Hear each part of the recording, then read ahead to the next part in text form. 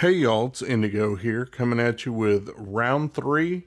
This is the 4th week of season 1 of Grand Arena Championship.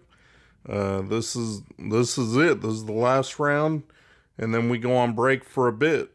So here's the board.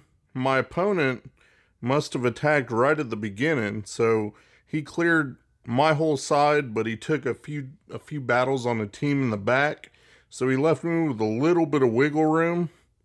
And I just got to do the best I can. So I'm not going to hit Kyber or anything, unfortunately, but let's see if we can get his board cleared. Down there at the bottom, he's got a Bosk Bounty Hunter team and then just a Karth team with Wampa in it.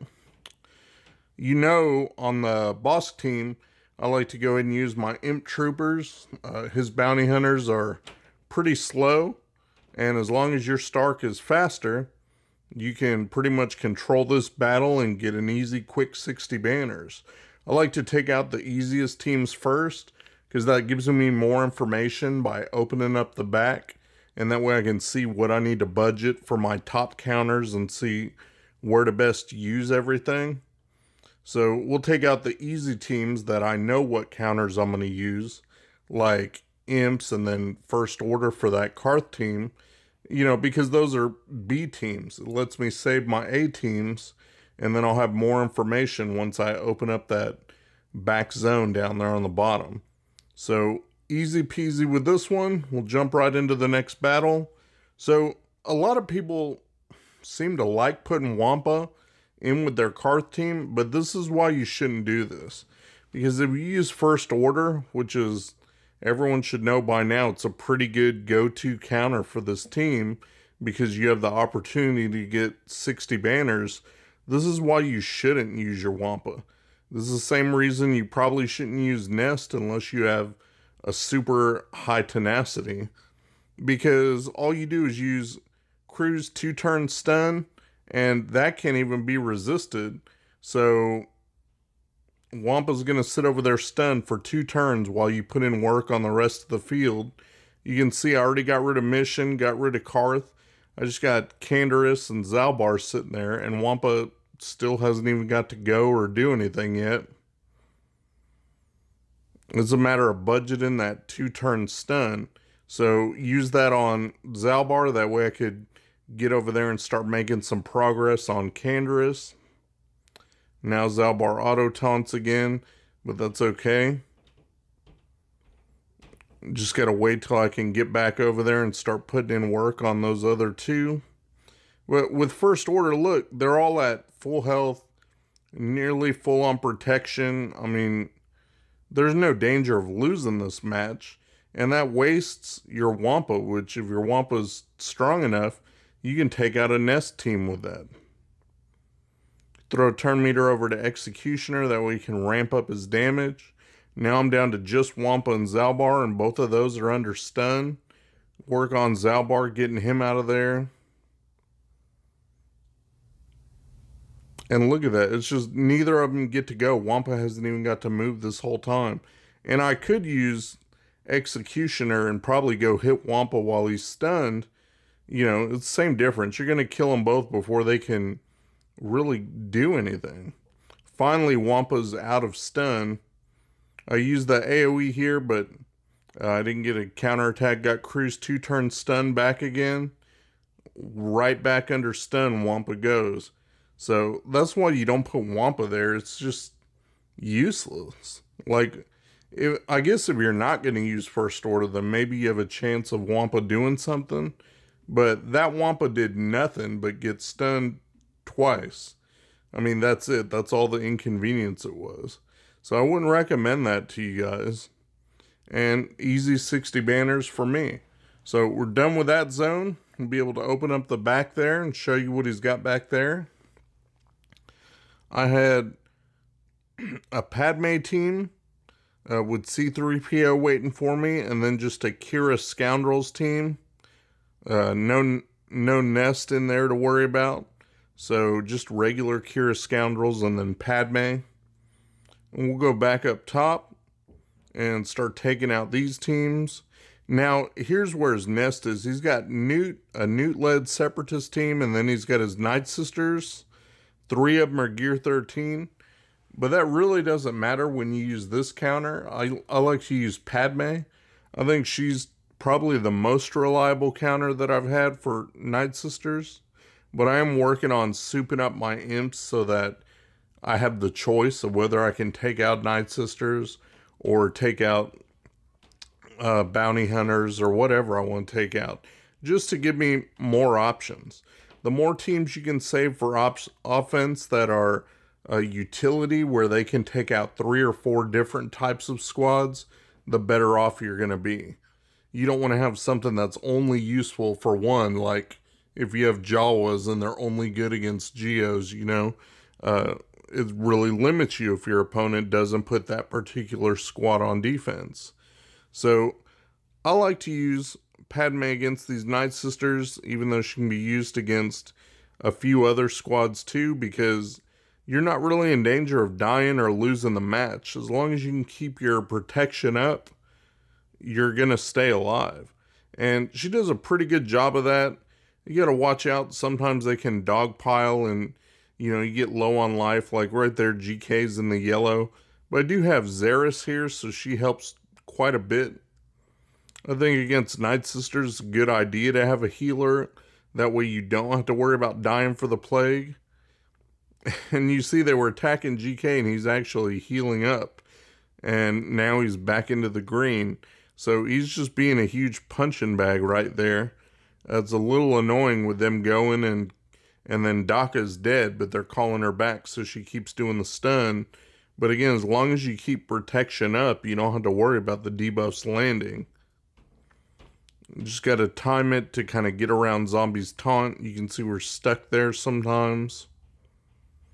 And then Asajj keeps healing them up and then dispelling the protection up. So that can get a little bit annoying, but was able to get rid of her finally. Now we just got Zombie and Spirit left to deal with, just the 2 of them.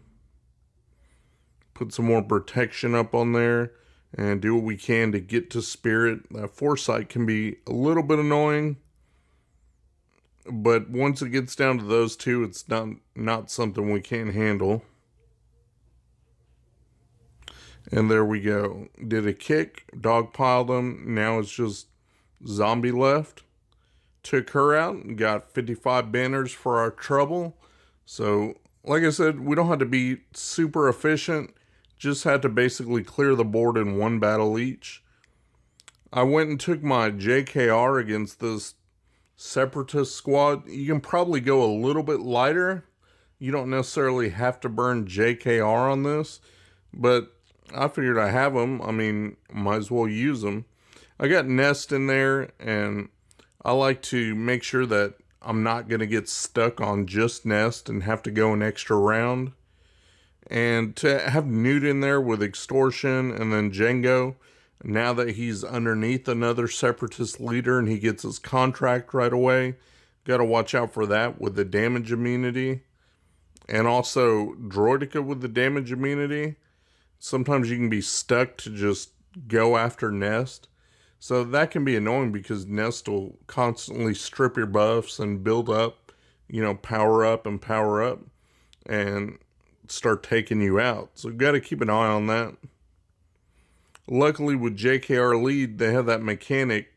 It's in like the 3rd paragraph of his leadership where as long as you use basics of Jedi on somebody with protection up, it will decrease their health pool by 10%. So eventually, you can get Nest down to 1 bar of health, like how B1 is. And then eventually, you'll get that hit in, and she'll die in 1 quick hit. So that's always a thing that you can rely on. You may not need it if you time the hits right. You don't have to worry about it, but it's nice that it's there. That you can decrease that health pool so that you only need to get 1 shot from somebody. It doesn't have to be your strongest damage dealer at the right time. You can see I got it down now to just Nest, and then Droideka and Django still there. Wait until I can take a good shot at them and get rid of them. Right there is where I called Yoda, and he did his basic right at the right time, so I was able to take out half a Nest health, and then go in and get rid of the rest. Now it's just Django and Droidica to worry about, so take them down. Got Django red barred, he's gone. Now it's just working on Droidica. And nothing I can do here, just got to keep kind of biding my time. Throw a focus on there and hit auto, because there's nothing else I can really do. Just wait for me to get a good shot at Droidica and take him out. So just got to wait for this one to wrap up here, but it'll be done soon. Now, if I played it manually, I would be able to do it a little bit more efficient. But as I mentioned, we're not after efficiency here. So 56 banners for that, I think. It doesn't matter. As long as I clear them all in one, I'm good. So back there, he's got his clones, and then he's got Geos. Y'all know I like to use my Jawas on those Geos. Get rid of them real quick and have them all blow up. Long as they don't dogpile scavenger first, you're usually pretty good. Even if they do, sometimes you'll still get enough bombs to get the job done. I haven't struggled with it, but it's low banners. So 49 banners for that. But got done with that and was able to save my Traya. Using DR against these clones here. Nothing really to be said there. I saved him for offense, so I'll go ahead and use him here.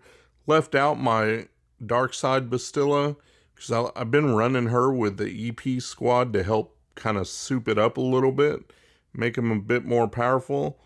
And she's not really needed here. I got Trooper in there, Marauder in there, and they all hit pretty hard. So I don't have to worry about, not having her in there for her extra debuffs and fear and whatnot. You can see I'm making pretty quick work of this clones team. Again, I don't have to be terribly efficient. I just have to kill them all in one. So that's what I'm focusing on. That's what's nice when your opponent goes first right out of the gate. Let you know where you stand. So another 56 banners there. And now I'm down to just that last zone. I got that Padme team there. And then just the basic Scoundrels team. We'll go in and take out Padme. And for that, I've got my Traya team. Traya, Scion, Nihilus. Got Thrawn in there. And then also IPD with the Zeta. Since he didn't put down his Darth Revan, I didn't have to use that Grievous nuke team. So I got my IPD, and he's great for the buff control. Just get rid of all those buffs and throw target lock down on them. Got my Isolate up and threw that on GK, so I don't have to worry about his taunts getting in the way. Now everybody's debuffed. I mean, the battle is well under control. That's the good thing about having Thrawn with the Fracture and then IPD being able to help keep the buffs off.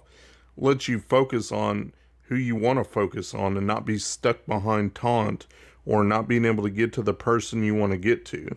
So right here I have like complete control of this team. Got Annihilate up, and we'll just take Padme out of the equation. Now it gets a lot more manageable. Don't have the headache of all that protection up to even worry about. So there we go with that. I got Ahsoka and GK left. Not even worried about C-3PO because he doesn't really do anything. Start taking out Ahsoka. That way I won't have to worry about her assists. Got Fracture up from Thrawn, so I was debating about who I wanted to use it on. I just threw it on Ahsoka for more damage and then took her out. And then now it's just about taking out GK, getting rid of him. And like I said, I got IPD in there. He's good for keeping the buffs off. He's also a good insurance policy if things did go sideways and you had to blow them up. You could take somebody out. So it's just nice having that kind of in your back pocket, a little insurance policy if things went wrong. But like I said, it's not necessary. I just got GK here to worry about. And as long as I can get enough damage done, he'll fall down like the rest of them. So I'm going to just do that and make sure in the meantime I can kind of top everybody up just for my own sake. Like I said, I didn't need to worry about banners. I just had to clear everything in one. But if you get the chance to practice, you might as well practice. And so I was doing this to see if I could throw turn meter around and top up protection and see if I could finish with that full 60 points. And I got pretty close. I was able to get 59 points off that match, so not too bad. And then I got my EP team. I mentioned earlier, I like to use Bastilla Sean Fallen in here. And then instead of Tarkin, I went ahead and brought in Wampa this time, just because I had him, so might as well use him. And then Shore as my tank, obviously help with heals if I need it. Don't really need it for this. Like I said, there was no nest in here, just basic scoundrels. Just got to worry about getting Vandor out, and there go all the chances at revives. Bastilla puts down plenty of debuffs, so she's going to constantly feel that turn meter train. You do get stuck behind L3's taunt sometimes, but they do plenty of damage and plenty of AoE damage that you don't really have to worry about that. So took out L3. Now I just got Kira, Han, and young Lando. Work on getting them taken out here. You can see Han's already in the yellow. Lando, there he goes, culling blade to the face. There went Han, and I got everybody pretty much full up, full up 60 banners.